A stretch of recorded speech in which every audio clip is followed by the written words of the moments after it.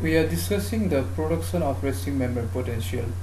We know potassium ion has natural tendency to leak out of the cell, which will create the negative charge inside the cell, right? So let me write it. Potassium move outside, creates negative charge inside.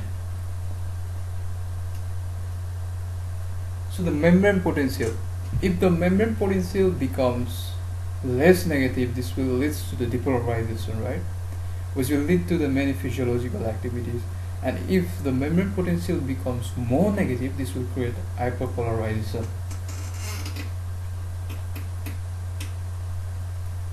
Membrane potential less negative,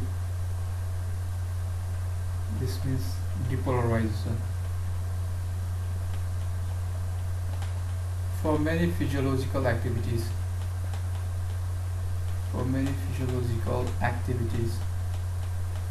if the membrane potential becomes more negative,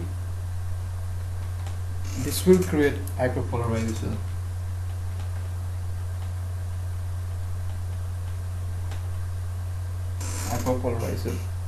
Now when we see in the cell, there are two opposing forces. One is the forces with which the potassium moves outside of the cell along the concentration gradient, right? And other forces is due to this movement of potassium outside of the cell, there will be the creation of negative charges inside the cell.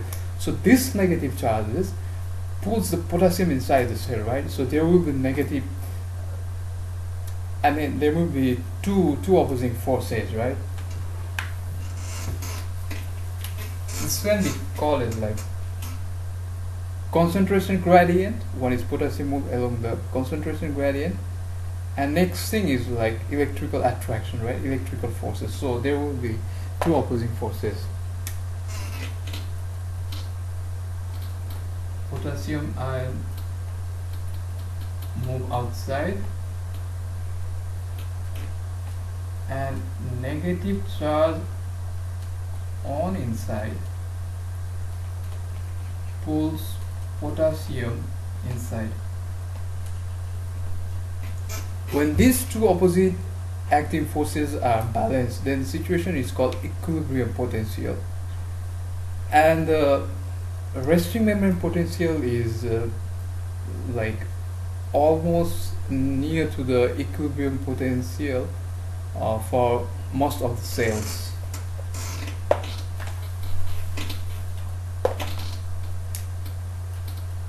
And we can calculate the resting membrane potential using Nernst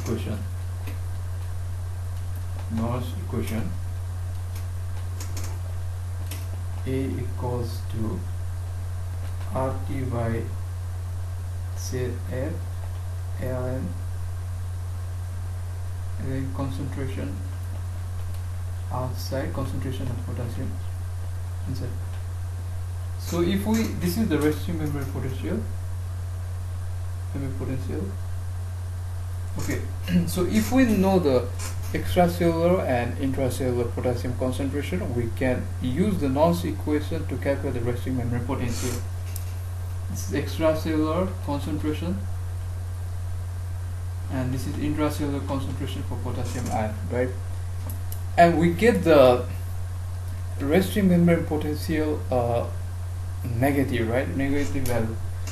Resting membrane potential is negative. Resting membrane potential is negative.